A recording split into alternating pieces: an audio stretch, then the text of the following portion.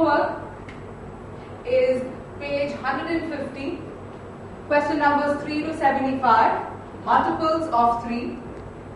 And guys, if you have any questions, please do ask. This is so easy. Oh, I'm done. Bye, Changju.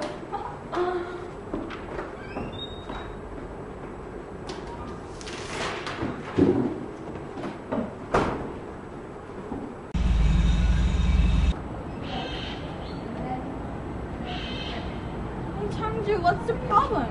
Having problem with functions. Functions? Then you should go to Math Guru.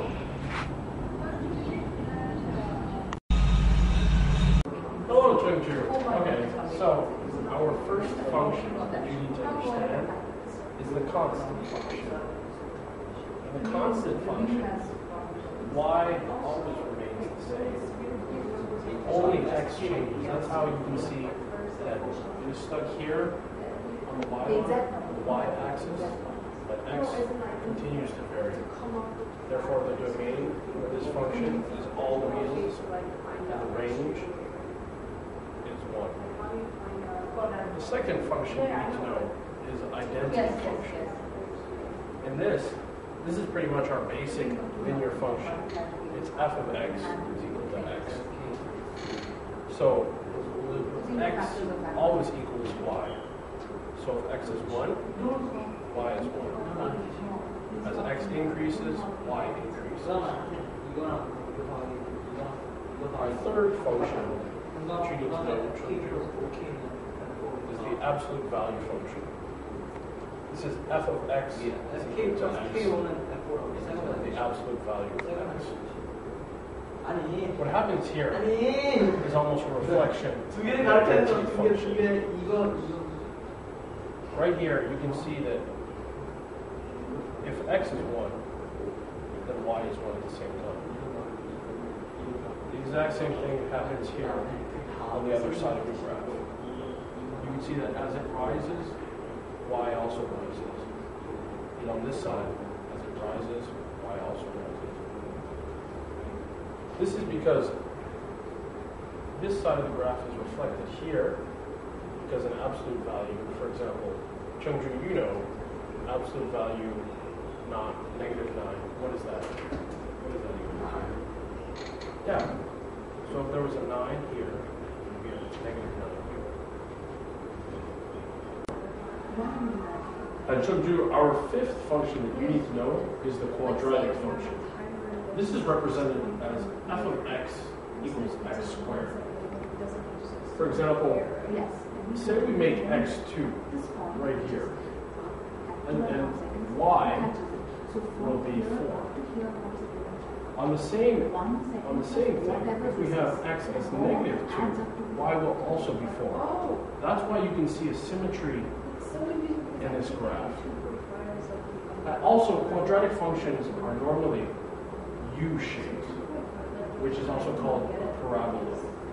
Parabolas are also very unique because they have a point, which is the minimum here, which is called the vertex. This is a very important graph to know. And then we have the cubic function graph. This graph is symmetric in respect to the origin. And it's represented as f of x is equal to x cubed. And then our seventh graph, the step function, greatest integer function.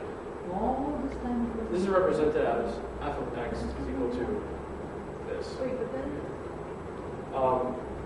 As you can see, it has a very odd and non-continuous graph. This is because, for example, say we have x equal to 1. It will only be equal to 1.9. It will not be equal to 2. It's a very odd type of graph that limits. The reason that it is not continuous is because it is not equal to 1 to 2, only to 1.9. Therefore, it can only extend. Like the other graph over here, the constant function, for example, if we were moving from 1 to 2, It's exactly like that, except we do not include 2. You get rid of 2 almost, and then it starts again at a higher y value. And that's exactly how the greatest integer function works. It's very simple when you get to it. Changju, there's another function over here. Just that function. When x is 1, y is 1. When x is 1.5, y is still 1. Okay? And then x is 2, y is 2.